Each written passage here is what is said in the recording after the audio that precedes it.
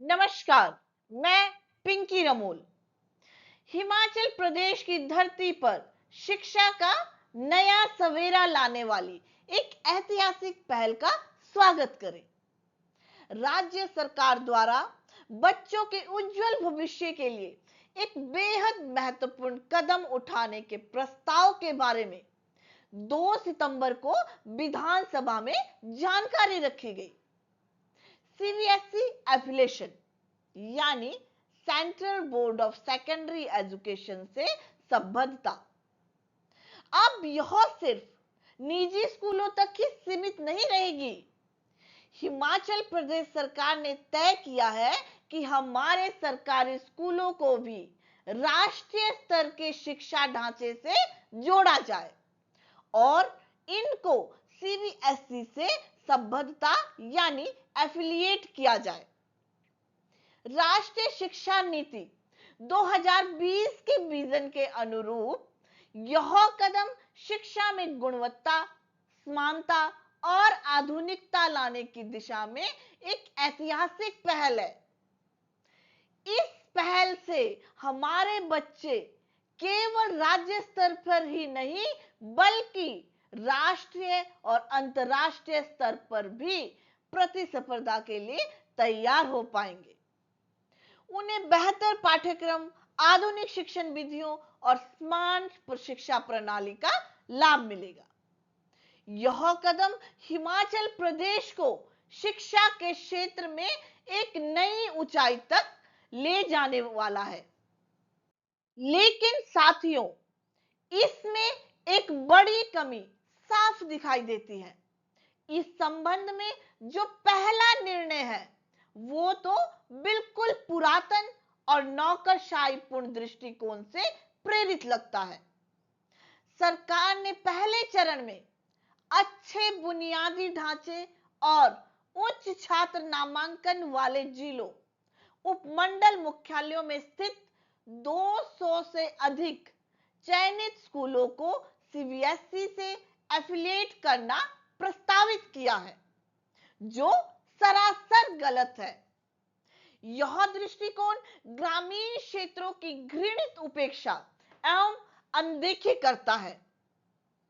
सरकार आखिर क्यों भूल रही है कि सबसे ज्यादा जरूरत ग्रामीण और पिछड़े इलाकों के बच्चों को है, जहां अब भी परिवार अच्छी शिक्षा के लिए पलायन करने को मजबूर है। सरकार को समझना होगा कि लगभग सभी जिला मुख्यालयों में तो पहले से ही अनेक सीबीएसई से एफिलिएटेड निजी स्कूल कार्यरत है। इसके अतिरिक्त अनेक जिला मुख्यालयों में सीबीएसई से एफिलिएटेड नवोदय विद्यालय और केंद्रीय विद्यालय भी है। इसी प्रकार अनेक उपमंडल मुख्यालयों, विशेषकर जो शहरी है, वहां पर भी सीबीएसई से एफिलिएटेड निजी स्कूल कार्यरत है। इसीलिए शहरी क्षेत्रों में सरकारी स्कूलों को सीबीएसई से एफिलिएशन मिलने के समग्र लाभ स्पष्ट रूप से सीमित हो जाते हैं। यह वही गलती है जो सरकार द्वारा पहले पीएम उषा योजना में भी की गई थी। पीएम उषा योजना के अंतर्गत जिला मुख्यालयों के कॉलेजों को जिला नोडल अधिकारी बनाया गया, जबकि जिला के अन्य कॉलेजों की नैक ग्रेड और राज्य रैंकिंग कहीं बेहतर थी। पीएम उषा योजना के अंतर्गत 10 करोड़ की राशि जो सिरमौर जिले के लिए प्राप्त हुई थी और उसे जिले के सभी 14 महाविद्यालयों में लैंगिक समानता और समावेशन हेतु वितरित एवं खर्च किया जाना चाहिए था, उसे केवल जिला मुख्यालय के एक महाविद्यालयों को लड़कियों के एक छात्रावास हेतु दे दिया गया।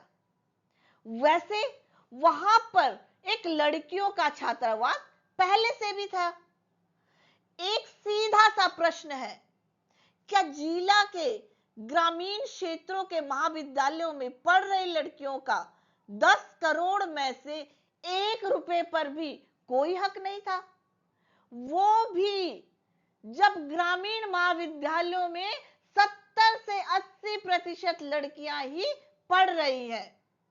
आखिर हमारी ये बेटियां क्यों शहरी कॉलेज में जबरन पलायन करें?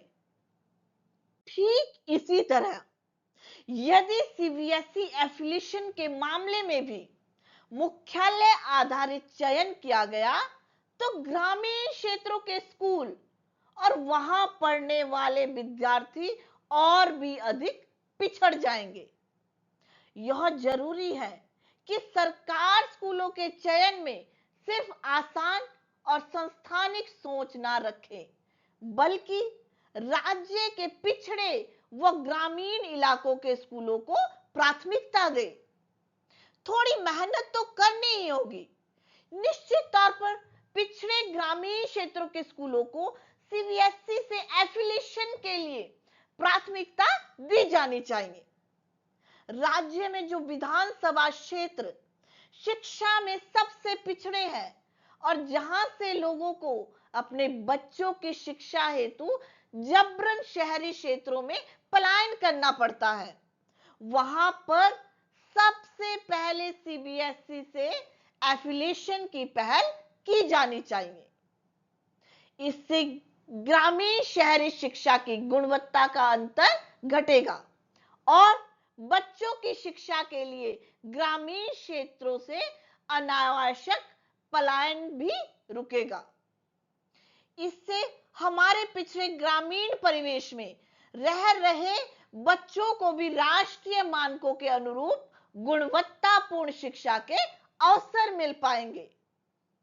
राज्य सरकार को शिलाई जैसे दूरस्थ, पिछड़े व ग्रामीण विधानसभा क्षेत्रों के स्कूलों को प्राथमिकता देनी चाहिए और पहले चरण में ही शिलाई के कम से कम 6-7 स्कूलों का सीबीएसई एफिलिएशन के लिए चयन किया जाना चाहिए और ये स्कूल भौगोलिक दृष्टि से शिलाई निर्वाचन क्षेत्र में समान रूप से फैले होने चाहिए ताकि हर गांव और हर बच्चे को बराबर अवसर मिल सके। सीबीएसई एफिलिएशन के लिए आवेदन जमा करने की विस्तारित अंतिम तिथि 20 अगस्त 2025 को समाप्त हो गई है। इस प्रकार राज्य सरकार शैक्षणिक स्तर 2026-27 के लिए एफिलिएशन की सीमा से कुछ दिन चूक गई है। हालांकि सरकार और शिक्षा विभाग को शैक्षणिक स्तर 2027-28 के लिए तैयार रहना होगा, जिसके लिए सीबीएसई एफिलिएशन 10-11 मार्च 2026 से शुरू होने की संभावना है। इस प्रकार सरकार के पास स्कूलों, मुख्यतः ग्रामीण स्कूलों का चयन करने, उनमें पर्याप्त शिक्षकों की नियुक्ति करने और सीबीएसई के साथ सुचारू और प्रभावी एफिलिएशन के लिए स्कूल के बुनियादी ढांचे की मरम्मत, रखरखाव और उन्नयन के लिए लगभग 6 महीने का समय है। तो आइए हम सब इस पहल का स्वागत करें और शिलाई के कम से कम 6-7 स्कूलों का सीबीएसई एफिलिएशन के लिए पहले चरण में चयन हेतु सरकार पर दबाव बनाएं। शिलाई को इस बदलाव का हिस्सा बनना ही होगा। यह पहल शिलाई के गांव के बच्चों के सपनों को नई उड़ान देगी। शिलाई के एमएलए एवं माननीय मंत्री जी से निवेदन है कि वह इस बदलाव की जोरदार शुरुआत करें। वह निश्चित ही इस समय हिमाचल प्रदेश सरकार के अत्यंत शक्तिशाली और प्रभावी मंत्री है। वे जरूर शिलाई के कम से कम 6 या 7 स्कूलों का सीबीएसई एफिलिएशन के लिए पहले चरण में चयन करवा सकते हैं। जय हिमाचल, जय शिक्षा।